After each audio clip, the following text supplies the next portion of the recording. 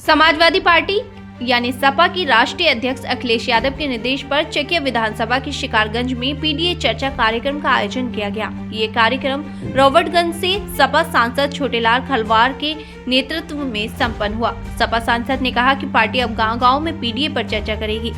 इस दौरान उन्होंने गृह मंत्री अमित शाह के हालिया बयान पर चुप्पी साधते हुए कहा, कुंभ नहाने के बाद हम कभी नहीं नहा सकते, लेकिन हम अपना पीडीए चर्चा कार्यक्रम जारी रखेंगे।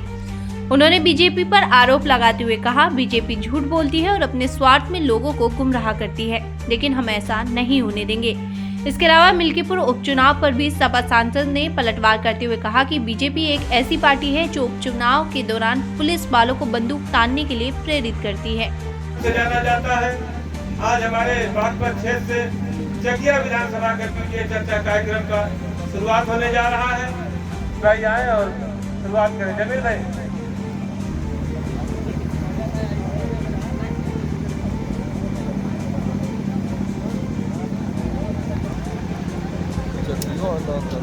उत्तर प्रदेश सरकार में बिगड़े हुए कानून व्यवस्था, महंगाई और गृह मंत्री जैसे सम्मानित पदों पे बैठे हुए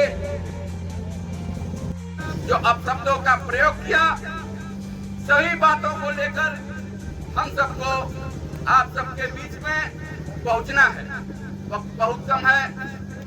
मैं इन्हीं चंद लफ्जों के साथ मैं आप सबसे गुजारिश करूंगा कि इस कार्यक्रम को सभी सेक्टर में कामयाब बनाने के लिए हम सभी साथी वहां पहुंचे और कार्यक्रम को कामयाब बनाएं। शुक्रिया।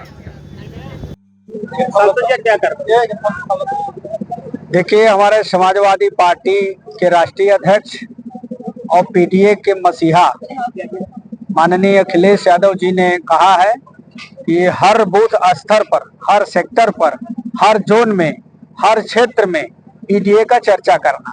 पीडीए का मतलब होता है पी से पिछड़ा, डी से दलित और ए से आदिवासी भी होता है, ए से अल्पसंख्यक भी होता है, ए से आधा आबादी औरत भी होता है और ए से अगड़ा भी होता है।